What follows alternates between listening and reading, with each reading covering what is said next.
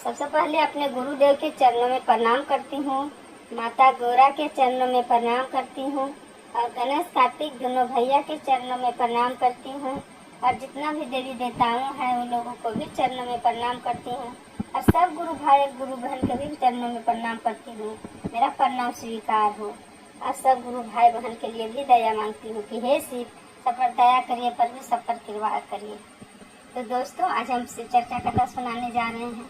दोस्तों भगवान देते हैं सबका, हाथ पैर अगर सही सलामत दिए हैं तो सब दिए हैं। कभी भगवान को कोचना नहीं चाहिए कि भगवान हमको कुछ नहीं दिए हैं, बस अपना कर्म करते रहिए, वही भगवान को कोच सकता है। जिसका आँख नहीं दिए हैं तो पैर नहीं दिए हैं, कहीं हाथ नहीं दिए हैं, कहीं न कहीं कुछ का कमी रखे हैं, वही भगवान को बोल सकते हैं कि भगवान हमको नहीं दिए हैं। तो भगवान को ऐसा नहीं सोचना चाहिए। अगर भगवान पेट दिए हैं तो खाना भी दे रहे हैं, मुंह दिए हैं खाने के लिए, हाथ दिए हैं काम करने के लिए, पैर चलने के लिए, सब कुछ दिए हैं। बस अपना कर्म करते रहिए, बाकी सब भगवान पर छोड़ दीजिए दोस्तों, सब वो ठीक करेंगे। आपको इसी के आधारित एक चर्चा है दोस्तों, शुरू से अंत तक सुनिएगा। अच्छा लगेगा तो लाइक कर दीजिएगा और शेयर कर दीजिएगा दोस्तों, और कमेंट बॉक्स में हर हर महादेव जरूर लिखिएगा।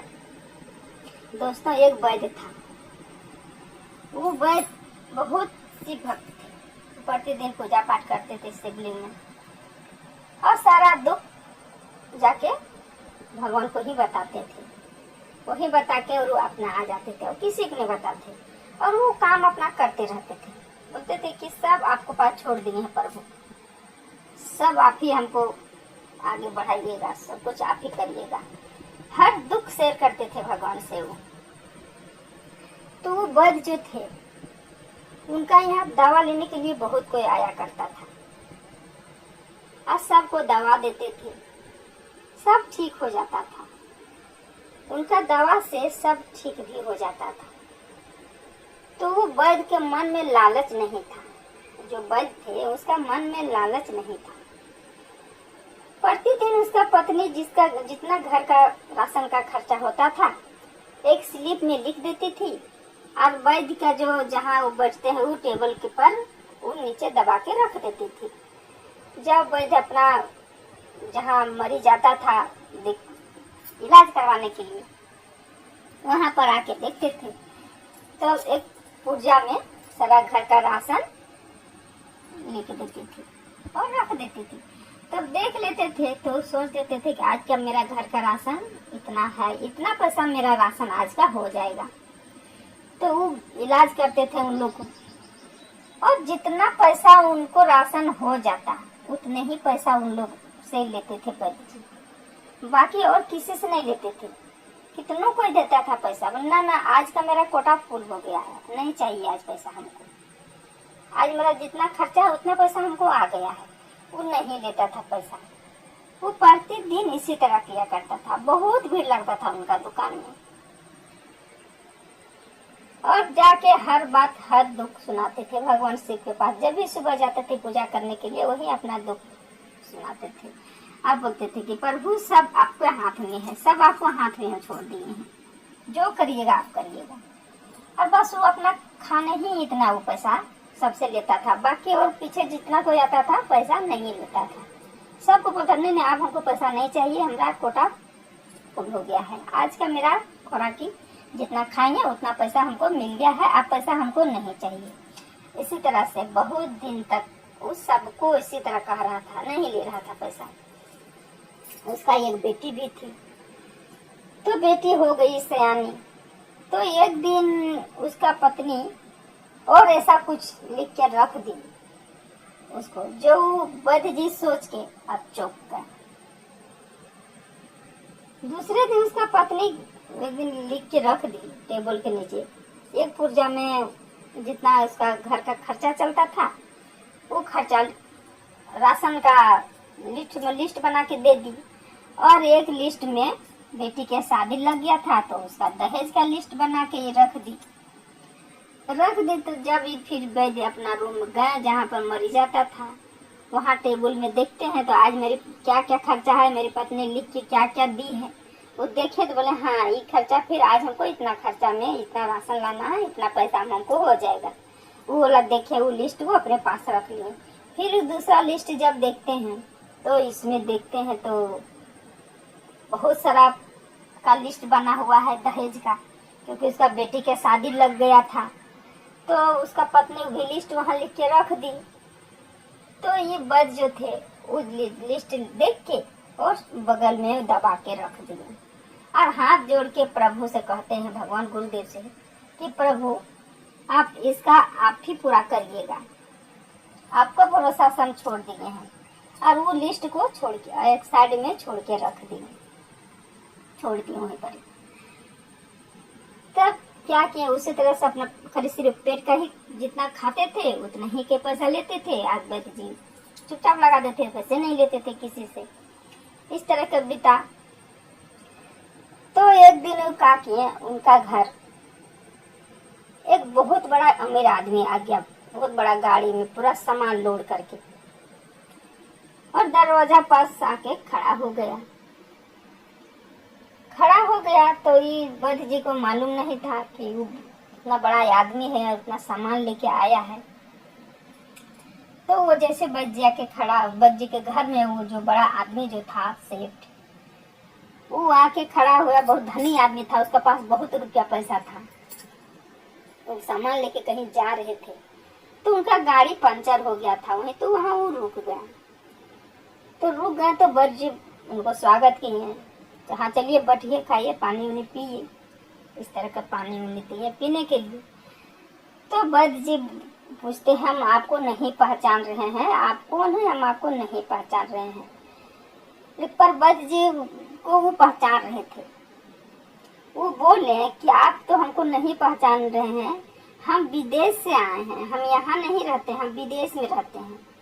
पहले यहाँ रहते थे लेकिन हम शादी किए, कुछ दिन बाद हम विदेश चले गए थे। आप हमको यहाँ नहीं देखिएगा, बहुत पहले हम आपको पास 15 साल के पहले हम आपको पास आए थे, आप इसलिए नहीं पहचान रहे हैं। आज सारा कहानी वो वैद्य जी को बता दिए कि हम 15 साल के पहले आए थे, यहाँ घूमते घूमते हमको कोई बोला कि वो वैद्य जी में बहुत अच्छा दवा देते हैं, से आप वैद्य जी के पास जाइए। तो हम आपको पास आए थे और आप हमको दवा दिए थे। मेरा बच्चा नहीं हो रहा था और हमको 2 पुड़िया आप दवा दिए थे, और वो 2 पुड़िया दवा हम लेके आपको यहाँ से गए थे। उसके बाद हम विदेश चल गए और आपको पास जब हम घर आए थे तो आपको बेटी भी आई थी, यहाँ बोली आपको बेटी खाने के लिए। तो हम उसी समय उठ के गए थे और हम दोबारा नहीं आए हैं आपको पास, इसलिए आप हमको नहीं पहचान रहे हैं। पर वो जो आप दवा दिए थे ना, वो 2 पुड़िया दवा हम लोग दोनों पति पत्नी खा लिए, और वो दवा से हमको 2 बेटा हुआ है, आपको कृपा से 2 बेटा हुआ है। तो हम वही विदेश से हम आए हैं, क्योंकि यहाँ एक तो मेरी बहन रहती थी, वो बहन अपनी बेटी के शादी कर रही है, तो वहीं आ रहे थे। पर गाड़ी मेरा पंचर हो गया, तो सोचा ये चलो ये वैद्य जी के यहाँ हम एक बार आए थे तो थोड़ा मिल लेते हैं, इसलिए आपके पास से आ गए। तब वैद्य जी को बोले, उस सेठ जी जो बड़ा आदमी था, वो बोले उस दिन हम आपको पास आए थे तो आपको भी बहुत सुंदर एक बेटी थी, हम देखे थे, बहुत सुंदर बेटी थी। तो बेटी भी आपको बड़ी हो गई होगी, सयान हो गई होगी, तो क्या उसको शादी किए? तो बच्ची बोली कि नहीं शादी नहीं किए हैं, पर प्रभु के मर्जी, जब उनका शादी होगा तब होगा, शादी लगेगा उनका, जब वो चाहेंगे तब शादी लगेगा।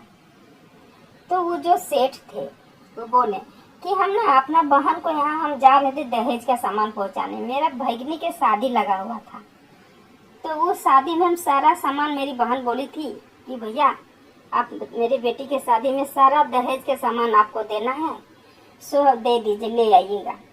पर हम आज आपको कृपा से बहुत कुछ हमको मिल गया है, और भगवान हमको आपको दरवाजा में मेरा गाड़ी को पंचर किए हैं, और जितना सामान है मेरा पास हम आपको बेटी के लिए दे रहे हैं दहेज में, सो ले लीजिए और रख लीजिए।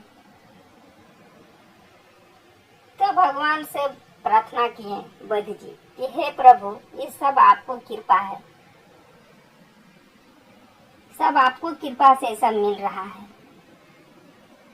आज मेरी बेटी को शादी लगा है और हम आपको प्रार्थना किए कि हे प्रभु, सब आपको हाथ में है। और देखिए, आपको कृपा से किसी न किसी के तरफ से आज मेरा दहेज बेटी के लिए पूरा करते रहे हैं।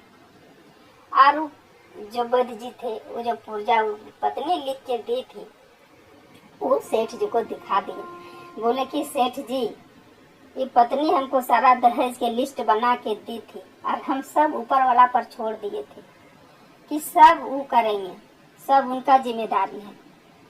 पर देखिए, ऊपर वाला आपको मेरा पास ले आए हैं। बस तब बस जी उस सेठ जी को बोले कि हाँ, सब मालिक है करने वाले, आप रख लीजिए, आप धूमधाम से अपना बेटी को शादी कीजिए और दहेज दे दीजिए। तो दोस्तों, भगवान खुद चल के नहीं आएंगे, डमरू बजाते नहीं आएंगे या त्रिशूल लेके नहीं आएंगे, बस किसी को न किसी को भेज देंगे आपको पास मदद करने के लिए। उन पर भरोसा, आप विश्वास रखिए और अपना कर्म करते रहिए, वो सबको देखते हैं। का चर्चा मेरा यही रहता है दोस्तों। उम्मीद करती हूँ कि ये वाला सुन के आप लोग को अच्छा लगा होगा। लाइक कर दीजिएगा और शेयर कर दीजिएगा दोस्तों, और कमेंट बॉक्स में हर हर महादेव जरूर लिखिएगा। तो सब मिलके बोलिए हर हर महादेव, माता पार्वती की जय।